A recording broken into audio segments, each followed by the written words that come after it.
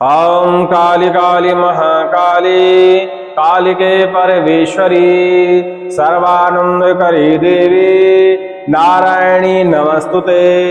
ओम ह्रीं ह्रीं छीं ह्रीं ह्रीं ह्रीं ह्रीं। सभी लोगों को जय श्री राम, जय हनुमान जी महाराज की। देखिए औषधियों का समय चल रहा है। दीपावली से लेके ठोनी एकादशी तक हम कुछ सर्व सिद्धित औषधियों को अपने घर में लाते हैं तो हमारे घर से दारिद्रता का नाश होता है, धन आगमन के मार्ग खुलते हैं, ग्रह दोष शांत होता है, वास्तु दोष शांत होता है, दिव्यता की प्राप्ति होती है, रोग व्याधि दूर होती है, भूतादि बाधाएं भी दूर होती हैं, कलह कलेश मिट जाता है मात्र औषधियों को अपने घर में स्थापित करने पर। कुछ औषधियाँ ऐसी हैं जिनको गले में धारण करना पड़ता है, कुछ औषधियाँ ऐसी होती हैं जो अपने भंडार गृह में तिजोरी में रखना पड़ता है।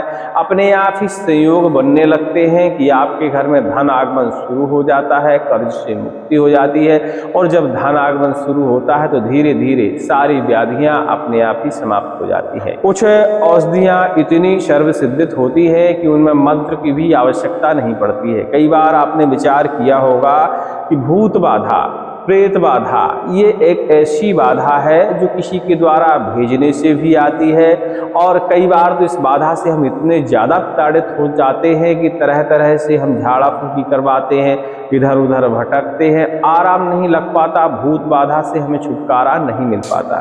तो कई बार हमें अपनी कुंडली को भी दिखाने की आवश्यकता होती है, क्योंकि कुंडली में जब ग्रह उथल फुथल होते हैं, गलत जगह पर होते हैं, उनकी दृष्टि आपके ऊपर अच्छी नहीं होती, तो संयोग कुछ ऐसे बन जाते हैं कि आपके ऊपर भूत बाधा होना स्वाभाविक हो जाता है। और ऐसे में जब ग्रहों की स्थिति के कारण भूत बाधा हो तो आप सिर्फ परेशान होते हैं, भटकते हैं, भूत बाधा से आपको निजात मिल नहीं पाता है। लेकिन कुछ औषधियां हैं, कुछ जड़ियां हैं, सर्वसिद्ध औषधियां हैं, तो उनको यदि हम धारण करते हैं तो ग्रहों की स्थिति ठीक ठाक होती है, ग्रहों की वक्र दृष्टि शांत होती है। देखिए कुंडली से ग्रह तो हट नहीं सकते, वहीं रहेंगे जहां है, लेकिन उनकी दृष्टि बदल जाती है, जिसके कारण भूत बाधा अपने आप ही शांत हो जाती है। आज हम कुछ विशेष दिव्य औषधियों के बारे में चर्चा करने वाले हैं, जिनको आप दीपावली के बाद से लेकर डिठोनी एकादशी की रात्रि तक लाकर अपने घर में स्थापित कर सकते हैं। और किसी कारणवश ये मुहूर्त निकल जाते हैं तो बाद में भी इन जड़ियों के लाने के मुहूर्त होते हैं, वो हम सारा विधान आपको आज बता ही देंगे। कौन कौन सी जड़ियां हैं जो हमें अपने घर में लाकर स्थापित करनी चाहिए इन दिनों में। तो पहले तो जान लेते हैं कि जड़ी को लाया कैसे जाता है, क्योंकि जड़ी को अब ऐसे थोड़ी ना है कि कोई भी वृक्ष देखा आपने और जाके उखाड़ लिया, उसको ला लिए, तो ऐसे में आपका कार्य नहीं बनेगा। जड़ी को लाने का कुछ नियम होता है, उस नियम का हमें पालन करना पड़ता है, तभी औषधि में जीवन आता है, उस औषधि में ऊर्जा आती है, शक्ति आती है, और वह हमारे लिए कार्य करती है, हमारी कठिनाइयों को दूर करती है, हमारे संकटों को मिटाती है, हमारे जीवन पर उस औषधि का प्रभाव होता है। तो देखिए औषधियाँ कुछ ऐसी हैं जो आपके आसपास हमेशा उपलब्ध रहती हैं, बाकी आपको जानकारी नहीं रहती, जानकारी के अभाव में उन औषधियों का आप प्रयोग नहीं कर पाते। औषधियाँ बीमारियों में भी सहायक है, और हमारे ग्रह से लेके, वास्तु से लेके, भूत बाधा से लेके हर प्रकार के दोष को मिटाने में भी सक्षम मानी जाती हैं। और औषधियों की खासियत ये होती है कि हमें इन औषधियों को मंत्र विधि द्वारा सिद्ध करने की आवश्यकता नहीं होती है। यदि सही मुहूर्त में लाते हैं तो अपने आप में ही ये औषधियाँ सिद्ध होती हैं। और यदि हम किसी मंत्र की साधना करते हैं तो बहुत लंबा हमें जाप करना पड़ता है, लंबा हवन करना पड़ता है, कठिनाई होती है, रात भर बैठना पड़ता है, कई दिन दिन तक हमें जाप करना पड़ता है, तब जाके उन मंत्रों में सिद्धि मिलती है और हमारी बाधा का हरण होता है। लेकिन औषधियों में ऐसा नहीं है। औषधि को सिर्फ आपको सही मुहूर्त में लाना पड़ता है, और सही मुहूर्त में लाने के बाद इन औषधियों का शॉर्टकट में पूजन करने के बाद अपने घर में स्थापित कर दीजिए। और लेकिन प्रयास करिए कि थोड़ा बहुत धूप दीप नैवेद्य उन्हें नित्य दिन अर्पण करते रहिए। थोड़ा बहुत जो नित्य क्रिया आप करते हैं, पूजा तो करते ही होंगे, स्नान तो करते ही होंगे, खाना तो खाते ही होंगे, तो ये सारी चीजें थोड़ा थोड़ा उनको भी आप अर्पण करते रहें। बस औषधियां अपना प्रभाव दिखाना शुरू कर देंगे। चलिए कुछ औषधियों के बारे में हम आपको बता देते हैं, कौन कौन सी औषधि से क्या क्या हो सकता है। गुलतुरा एक विशेष औषधि होती है। इस औषधि को यदि हम अपने गले में धारण करते हैं, चेहरे पे दिव्यता आती है, तेज आता है, ऐसा तेज आता है कि किसी के सामने भी आप खड़े हो जाएं, वह नर्वस होने लगता है, वह आपकी बात मानने पे विवश हो जाता है, ऐसी दिव्यता हमारे चेहरे पे आ जाती है। इसके अलावा ताप सद्रुम एक औषधि है। इस औषधि को यदि हम अपने घर में स्थापित करते हैं, अपने गले में स्थापित करते हैं, तो भूतादि बाधा से हमें मुक्ति मिलती है। अपने आप ही हमारे घर की नकारात्मक ऊर्जा दूर हो जाती है। सल एक औषधि है। सल औषधि को यदि हम सही मुहूर्त में लाते हैं, तो हमारे घर से दारिद्रता का नाश होता है और धन आगमन के मार्ग खुल जाते हैं। भोजपत्र को यदि सही विधि विधान से सही मुहूर्त में लाकर उस पर कुछ अंकित करने के बाद उसको हम अपने पूजा घर में स्थापित करते हैं, तो निश्चित ही मानिए कि हमारे घर में जो ग्रह बाधाएं हैं उनका निवारण होता है। विष्णुकांता भी एक सर्व सिद्धित औषधि है। इसको भी यदि हम सही मुहूर्त में लाते हैं, तो हमारे जो शत्रु हैं वह हमारे बारे में बुरा सोचना, बुरा करना, कष्ट पहुंचाना बंद कर देते हैं। उनकी बुद्धि में अपने आप ही परिवर्तन आ जाता है। इस तरह बहुत सारी औषधियां हैं जिनको हम लाकर अपने घर में स्थापित करते हैं, तो हमारे जीवन पर उसका प्रभाव पड़ता है। जीवक एक औषधि होती है। यदि इस औषधि को हम सही मुहूर्त में लाकर अपने गले में धारण करते हैं, तो यह ऐश्वर्यदायिनी औषधि मानी जाती है। इसको स्थापित करने से हमें ऐश्वर्य की प्राप्ति होती है। गौरोचन भी एक औषधि में आता है, गौ का अंग भी माना जाता है। लेकिन इस औषधि को यदि हम धारण करते हैं, तो हमारे अंदर सम्मोहन की क्षमता व्याप्त हो जाती है। गुग्गल को यदि हम इन औषधियों के साथ मिलाकर अपने गले में धारण करते हैं, तो निश्चित ही मानिए माँ भगवती पराशक्ति की किसी भी अंश की आपको सिद्धि प्राप्त होती है, यदि इसे आप लंबे समय तक धारण करते हैं। अगस्त के पौधे के बारे में तो आप सब लोग जानते ही होंगे।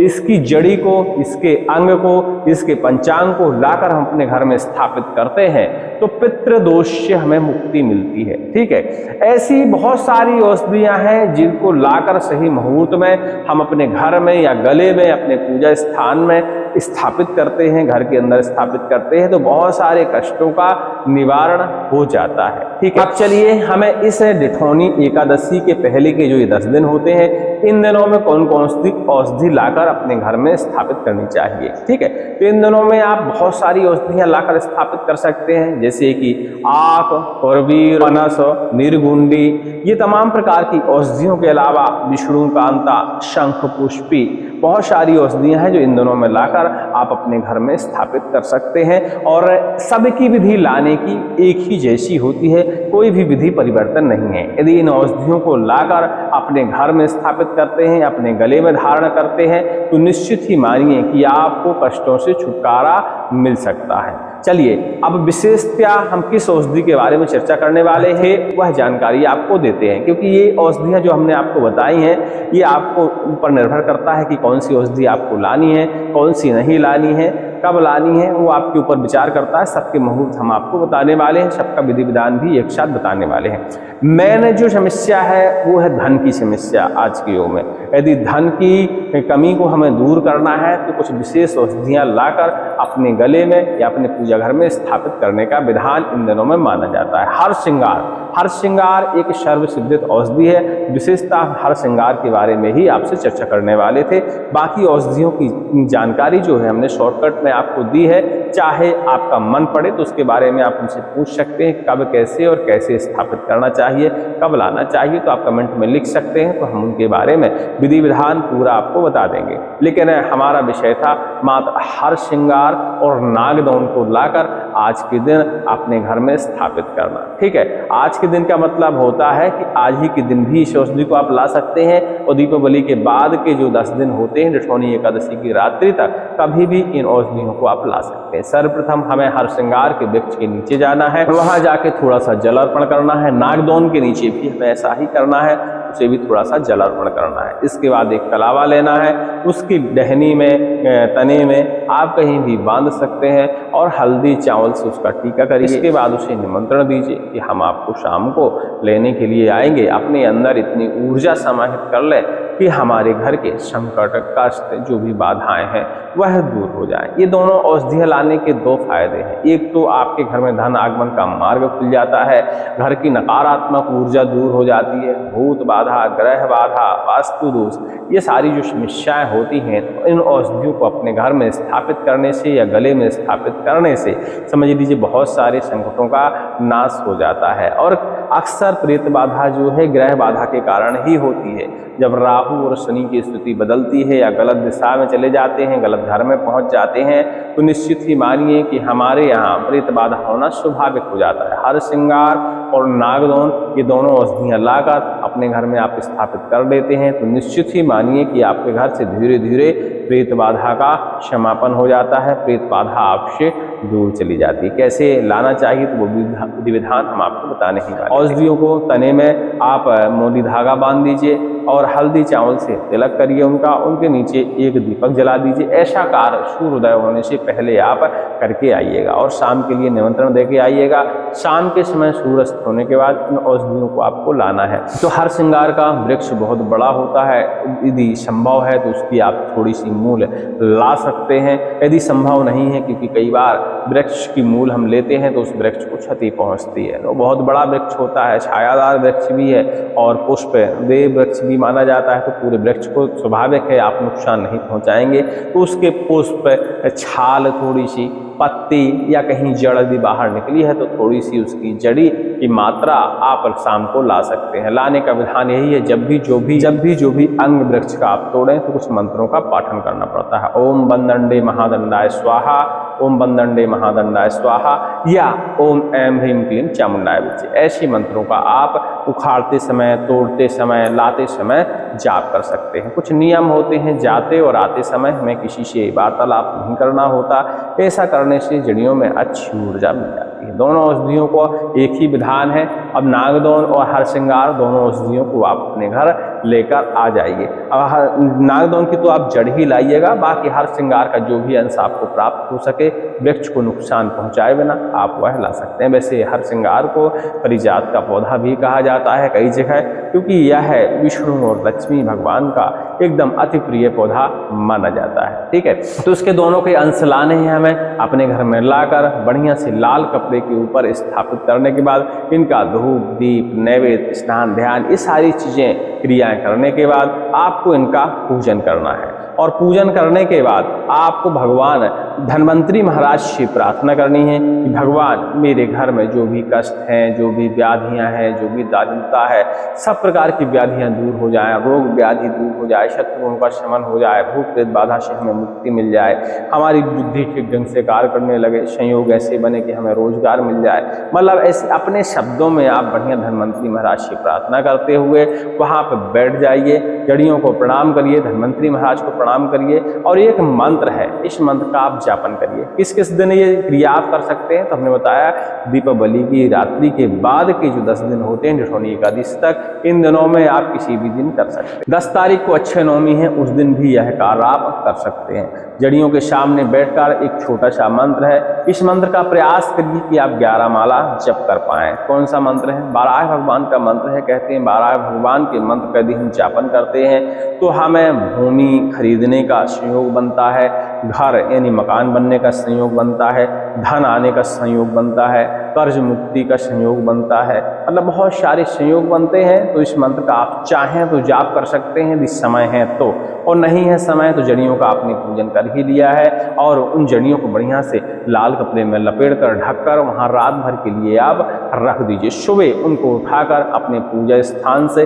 अपनी तिजोरी में जहां भी धन संचय है, भंडार की व्यवस्था है, ऐसी जगह उन जड़ियों को आप स्थापित करेंगे तो आपके घर में धन धान्य की पूर्णता होगी।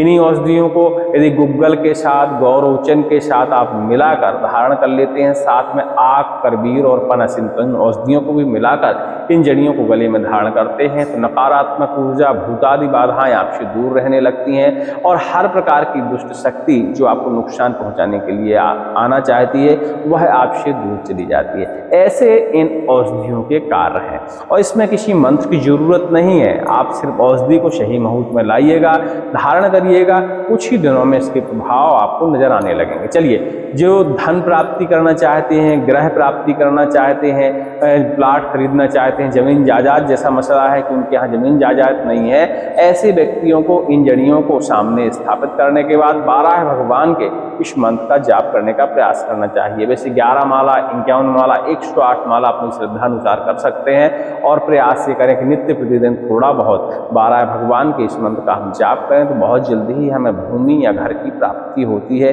यदि आप भूमि या घर से वंचित हैं तो ऐसे लोगों को यह कार्य करना ही करना चाहिए। ओम नमः श्री वाराहाय धरण उद्धारणाय स्वाहा।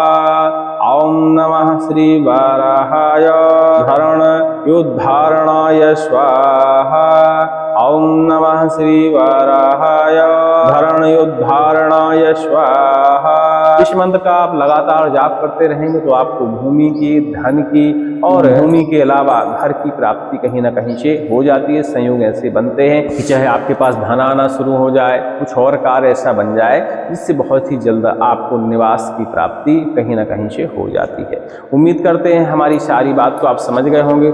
जड़ियों का विशेष ध्यान रखते हुए इन जड़ियों को अपने धन संचय वाले स्थान में स्थापित करें। लक्ष्मी का आगमन आपके यहाँ हमेशा बना रहेगा और नकारात्मक ऊर्जाएं आपसे दूर रहेंगी। चलिए, उम्मीद करते हैं अब हमारी पूरी बात को समझ गए होंगे। अधिक जानकारी के लिए टेलीग्राम में संपर्क कर लीजिएगा। हर श्रृंगार और नागदौन चित्र आपको स्क्रीन पर दिख जाएंगे तो पहचान करके इनको ला लीजिएगा। साथ में चाहें तो आक, करवीर और पनस ऐसी औषधियों को भी आप इसमें साथ में मिला सकते हैं। साथ में गुग्गुल मिला सकते हैं, गौरोचन मिला सकते हैं, लटजीरा मिला सकते हैं। बहुत सारी औषधियाँ हैं जो साथ में मिलाकर इन जड़ियों को आप स्थापित करते हैं। विष्णु कांता भी इसमें आप साथ में रख सकते हैं जिससे शत्रुओं की बुद्धि भी आपके खिलाफ बिल्कुल नहीं जाएगी।